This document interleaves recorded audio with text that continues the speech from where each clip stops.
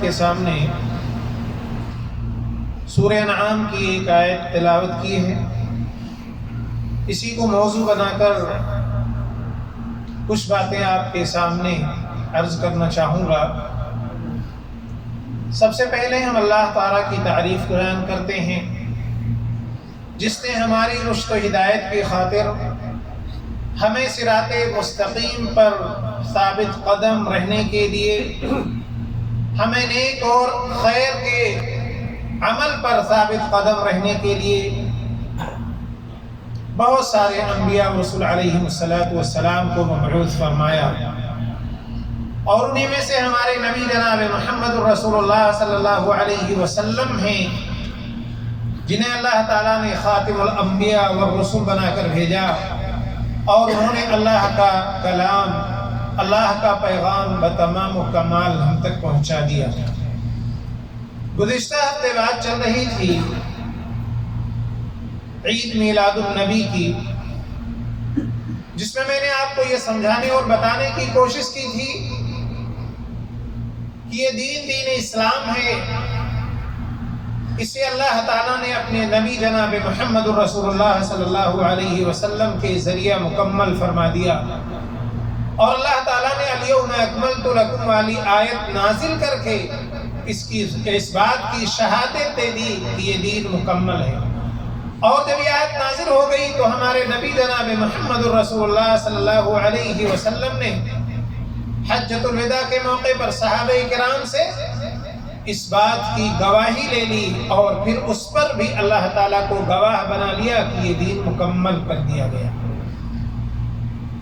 اور میں نے یہ بھی بتایا تھا کہ اللہ کے رسول صلی اللہ علیہ وسلم نے ایک حدیث میں فرمایا کہ کوئی ایسی خیر کی بات، بھلائی کی بات، اللہ سے تقرب کی بات، جنت پہ لے جانے والی بات جو تھی وہ میں نے بتا دیا ہے، اس میں سے کوئی چیز ہم نے باقی نہیں رکھی.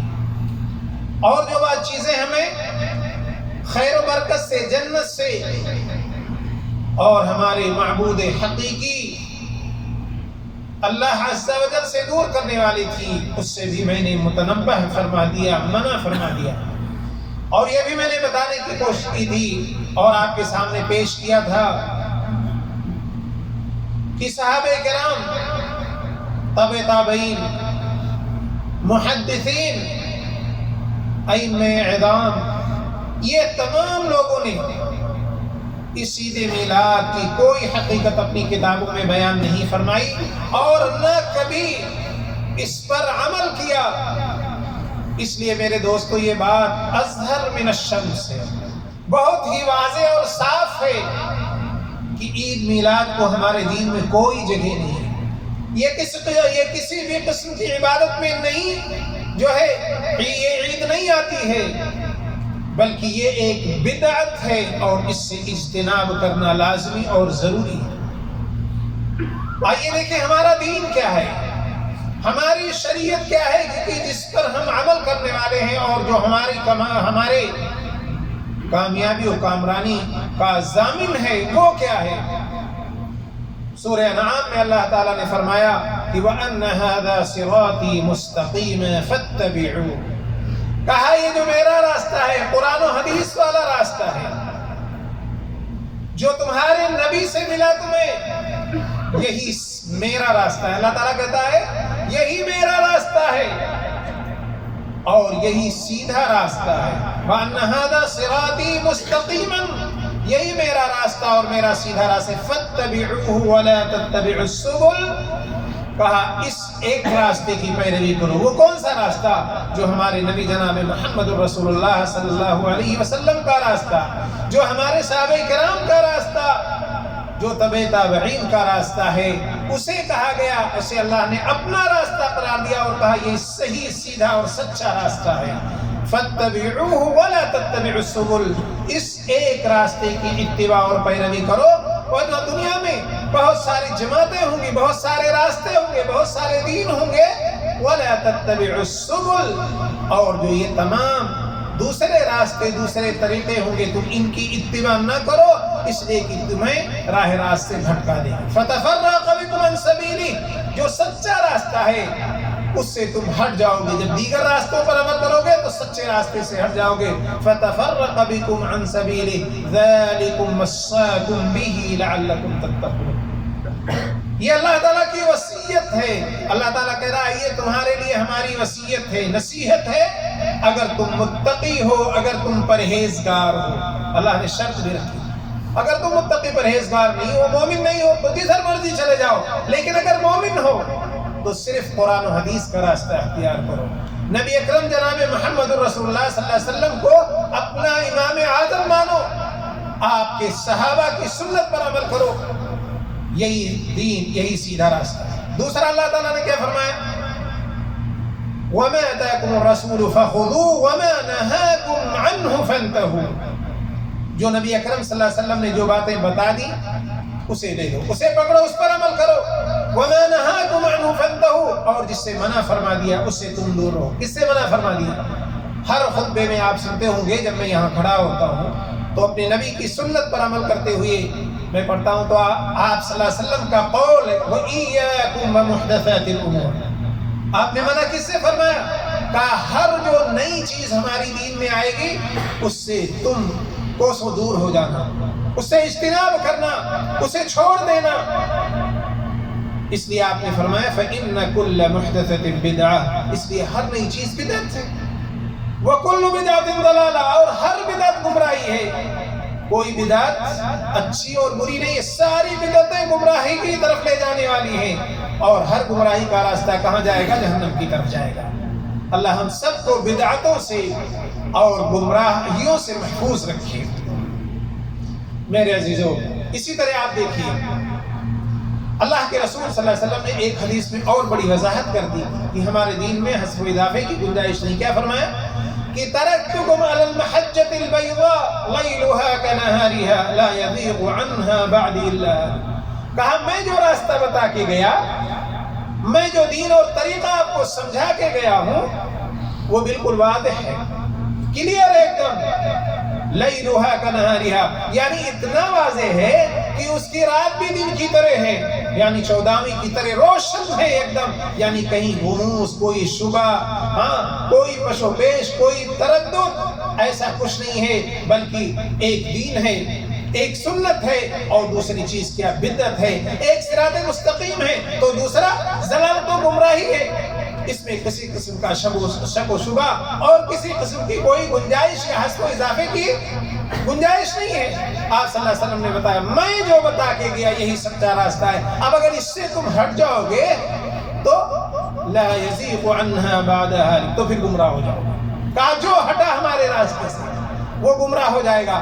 اس لیے میرے دوستو، نبی کریم صلی اللہ علیہ وسلم کے زمانے میں جو چیزیں پائی گئی، جس پر آپ کا حکم ہے، جس پر آپ کا عمل ہے، جو آپ کی سنت ہے آپ عمل کیجئے، اور جو بدعت ہے اسے چھوڑ دیجئے، اس میں کوئی خیر، کوئی بھلائی نہیں ہے۔ اب آپ بتائیں، اور عجیب بات ہے کہ اور بہت سارے کاموں میں ہم اپنے آپ کو کسی مذہب کے تابع کر لیتے ہیں، کسی امام کے تابع کر لیتے ہیں، حتیٰ کہ اس اتباع اور تقلید میں اتنی شدت ہوتی ہے کہ انسان قرآن اور حدیث کو چھوڑ کر اپنے امام کی بات کو تسلیم کرنے پر راضی رہتا ہے۔ اسے اللہ کی پرواہ نہیں ہوتی، اس کے نبی کی پرواہ نہیں ہوتی۔ اس مسئلے میں اماموں نے بھی اس کام کو نہیں کیا، اس کے باوجود بھی ہمارے بہت سارے لوگ جو امام کی دہائیاں دیتے ہیں، امام کو مانتے ہیں کہ میں فلاں امام کا مقلد ہوں، اس مسئلے میں اسے بھی بھول جاتے ہیں، امام کی بھی پرواہ نہیں کرتے، اس لیے کہ کسی امام نے عید میلاد نہیں منائی۔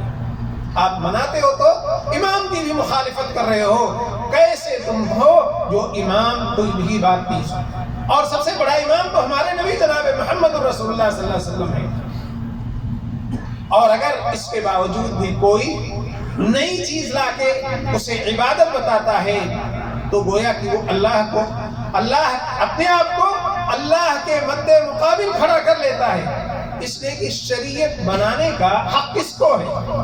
اللہ وحدہ لا شریک کو ہے۔ اللہ ہی تعالیٰ اس شریعت کو نازل کرنے والا، اس کے احکام کو بنانے والا صرف اور صرف اللہ کی ذات ہے۔ حتیٰ کہ ہمارے نبی جناب محمد رسول اللہ صلی اللہ علیہ وسلم بھی اپنی طرف سے کوئی بات نہیں کہتے تھے، وَمَا يَنْطِقُ عَنِ الْهَوَىٰ إِنْ هُوَ إِلَّا وَحْيٌ يُوحَىٰ۔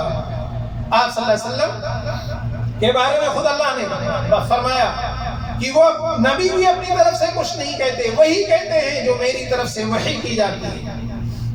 گویا کہ نبی بھی اپنی طرف سے کوئی بات نہیں، تو اگر نبی اپنی طرف سے کوئی بات نہیں لاتے ہیں تو کسی اور کو کیا حق ہے کہ وہ دین میں کوئی نئی چیز لائے، کوئی نئی بات لائے؟ کسی کو کوئی حق نہیں ہے میرے دوست۔ اور ایک بات آج صلی اللہ علیہ وسلم نے کیا فرمایا دیا کہ اذا حدثتکم حدیثا فلا تزیدن علیہ، جب میں تم سے کوئی بات بیان کر دوں، کوئی حدیث پیش کر دوں تو اس میں کچھ اضافہ نہ کرو، اسے بڑھاؤ نہیں۔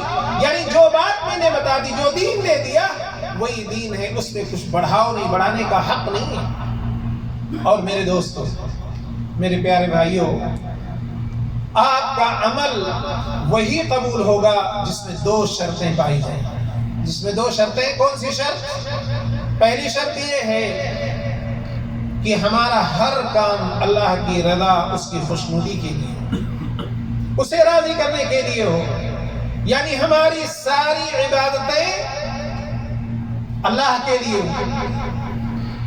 اور دوسری شرط یہ ہے کہ وَلَا نَعْبُدُهُ إِلَّا بِمَا شَرَعَ، کہ ہم اللہ کی عبادت انہی اعمال سے کریں جن اعمال کو اللہ تعالیٰ نے مشروع بنا دیا، عبادت بنا دیا، دین بنا دیا۔ وَلَا نَعْبُدُهُ بِالْبِدْعِ، اور نئی نئی چیزیں اللہ کی عبادت کے لیے، ثواب کے لیے ہم اس دین کے اندر نہ لائیں۔ دو چیزیں، ایک اللہ کی عبادت ہو، اسی کی رضا مقصود ہو، اور دوسرے جناب محمد الرسول اللہ صلی اللہ علیہ وسلم کا طریقہ ہو۔ آپ کا طریقہ نہیں ہے تو آپ کے اندر اخلاص چاہے جتنا ہو، آپ کا وہ عمل بیکار ہے۔ اسی طرح آپ چاہے جتنی نبی کی اتباع کریں، اگر اخلاص نہیں ہے، کوئی اور مقصد ہے، ریا و نمود ہے، تو بھی وہ آپ کی عبادت بیکار ہے۔ بہت سارے لوگ آپ کو یہ سمجھا دیں گے کہ بھئی نیت کے مطابق عمل ہوتا ہے تو وہ صحیح ہو جاتا ہے، کہتے ہیں کہ جو ہے اچھی نیت سے انسان کرے تو کچھ بھی کرے اللہ قبول فرما لیتا ہے۔ میرے دوستو، ایسا نہیں ہے۔ ان دو شرطوں کا پایا جانا ضروری ہے۔ ایک انسان کی نیت بڑی اچھی ہے لیکن اس کا کام غلط ہے تو کیا اس کا کام صحیح ہو جائے گا؟ وہ اس کی نیت کی وجہ سے، مثال کے طور پر ایک آدمی کسی کے گھر میں جا کے چوری اس نیت سے کرے کہ کسی دوسرے کو غریب کی مدد کر دے، تو اس کی یہ چوری صحیح ہوگی؟ نہیں ہوگی۔ نیت اچھی ہے لیکن عمل بیکار ہے، اس لیے وہ عمل اس کا مردود ہے، وہ گنہگار ہے، اللہ کے یہاں مقبول نہیں ہے۔ اگر دوسرے کی مدد کرنی ہے تو اپنی حلال کمائی سے کرے، اپنی محنت سے کرے، اپنی جد و جہد اور تگودو سے کرے، لیکن حرام کام سے کسی کی مدد نہیں ہونی چاہیے، اور نہ وہ اس کا عمل مقبول ہی ہوگا۔ اسی طرح میرے دوستو، جیسے جیسے قیامت قریب آئے گا، اسلام سے لوگ دور ہوتے جائیں گے۔ اللہ کے رسول صلی اللہ علیہ وسلم نے فرمایا کہ بدأ الاسلام غریبا وسيعود غریبا كما بدأ فطوبى للغرباء۔ کہا اسلام جب آیا تو اسے لوگ نہیں گلے لگا رہے تھے، اسے اجنبی محسوس کر رہے تھے، اس پر عمل نہیں کر رہے تھے، اور جب آخری وقت آئے گا تو بھی اسلام بس چند لوگوں کے پاس ہو جائے گا، اور زیادہ تر لوگ کیا ہے، اسلام کو چھوڑ دیں گے۔ اللہ تعالیٰ نے کہا وَمَا أَكْثَرُ النَّاسِ وَلَوْ حَرَصْتَ بِمُؤْمِنِينَ، اے نبی آپ چاہے جتنی کوشش کر لیں، چاہے جتنی محنت کر لیں، اپنی جان کھپا دیں، فَلَعَلَّكَ بَاخِعٌ نَفْسَكَ عَلَىٰ آثَارِهِمْ، اپنی جان کھپا دیں، لیکن زیادہ تر لوگ مومن نہیں بنیں گے۔ زیادہ تر لوگ یعنی مومن کم ہی ہوں گے۔ بعض لوگ تعداد کو دیکھ کر کے اور متاثر ہو جاتے ہیں۔ اللہ تعالیٰ کہتا ہے کہ زیادہ تر لوگ ایمان سے دور ہی رہیں گے۔ آپ چاہے جتنی کوشش کر لو، یہ اللہ تعالیٰ خود ہمارے نبی جناب محمد رسول اللہ صلی اللہ علیہ وسلم سے کہتا ہے۔ اس لیے کثرت کو نہ دیکھو، تعداد کو نہ دیکھو، حق کو دیکھیے، تو پھر لوگ دین سے دور ہوتے جائیں گے۔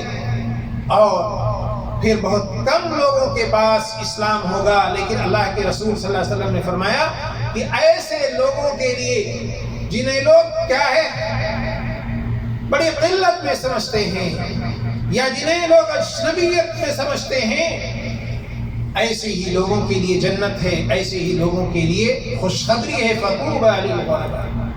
اور آپ صلی اللہ علیہ وسلم نے ایک اور بات فرمائی ایک حدیث میں کہ ان من ورائکم ایام الصبر، تمہارے پیچھے ایسے دن آنے والے ہیں کہ جس میں صبر کی بڑی ضرورت ہو، والمتمسک فیہا علی السنہ کقابض علی الجمر، اور کہتے ہیں ایسے زمانے میں لوگ بدعتوں پہ عمل کریں گے، ادھر ادھر کی بات کریں گے، اور سنت پر عمل کرنا انگارے کو ہاتھ میں لینے کے برابر ہوگا۔ آگ کے انگارے کو سنت پر عمل کرنا، صحیح دین پہ عمل کرنا آگ کو ہاتھ میں لینے کے برابر ہوگا۔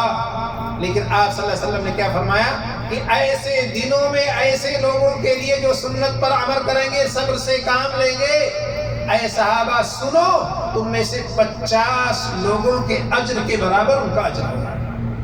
صحابہ نے کہا اللہ کے رسول ہم میں سے یا ان میں سے؟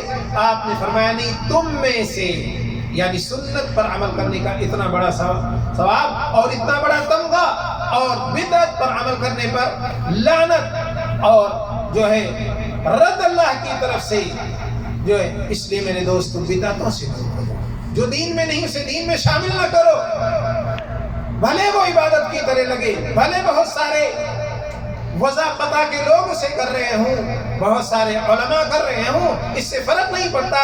ہمارے نبی سے بڑھ کر کوئی جو ہے عالم نہیں، ہمارے نبی سے بڑھ کر کوئی اس دنیا میں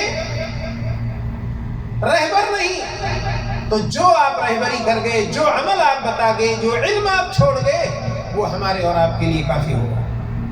آئیے ایک مثال سے میں سمجھاتا ہوں۔ لوگ اتنی بڑی بڑی چیزیں کر کے اور اسے بدعت یا بدعت حسنہ کا نام دے کر کے اور اس پر عمل کرنے کی کوشش کرتے ہیں۔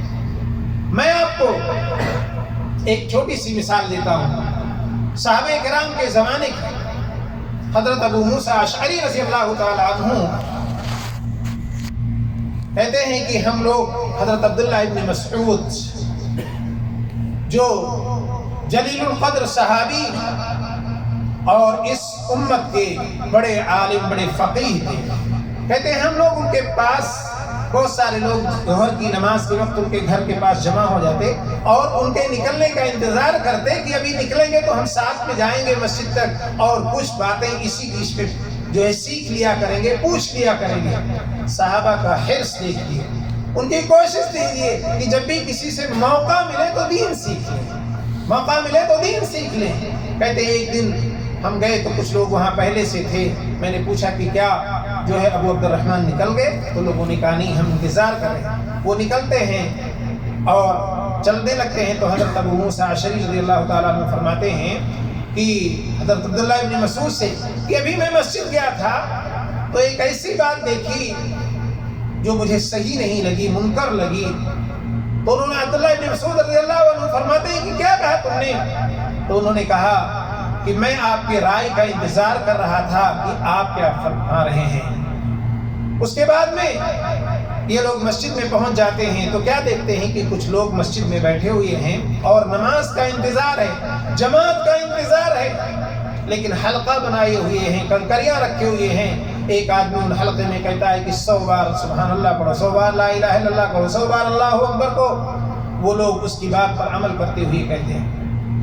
اب ذرا دیکھیے، سبحان اللہ کی فضیلت آپ جانتے ہیں، لا الہ الا اللہ کی فضیلت، اللہ اکبر کی فضیلت، یہ تمام کے تمام اس میں افضل الذکر میں سے اچھی ذکر ہے، اللہ کی یاد ہے، اللہ کی حمد و ثنا ہے، لیکن ذرا سی شکل بدل گئی ہے کہنے میں۔ جو نبی کریم صلی اللہ علیہ وسلم نے نہیں بنایا کہ حلقہ بنا کر کے اسے کنکریوں پر گنا جائے، چیز وہی ہے۔ شریعت میں یہ ذکر و اذکار ثابت ہیں اور افضل الذکر میں شامل ہیں، لیکن اس کا طریقہ بدل گیا۔ تو کیا فرماتے ہیں حضرت عبداللہ ابن مسعود لوگوں سے کہ یا امت ویحکم یا امت محمد ما اسرع حلقتکم، ما اسرع حلقتکم، فرمایا کہ اے امت محمدیہ کے لوگوں، تم کتنی جلدی ہلاک و برباد ہو گئے۔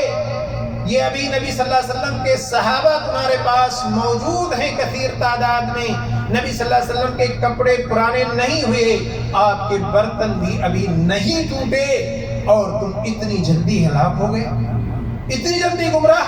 یعنی اس بات کو انہوں نے گمراہی قرار دے دیا، ذرا سا طریقہ فرق ہوا تو اسے گمراہی قرار دے دیا۔ لوگوں نے کہا کہ ابو عبد الرحمن ما اردنا الا الخیر، ہمارے ارادے اچھے ہیں، ہمارے ارادے نیک ہیں۔ کیا فرمایا؟ ہمارے ارادے اچھے ہیں، ہمارے ارادے نیک ہیں۔ انہوں نے فرمایا وَكَمْ مِن مُرِيدٍ لِلْخَيْرِ لَن يُصِيبَهُ، کہا کتنے اچھے نیک ارادے والے بھلائی تک نہیں پہنچ پاتے۔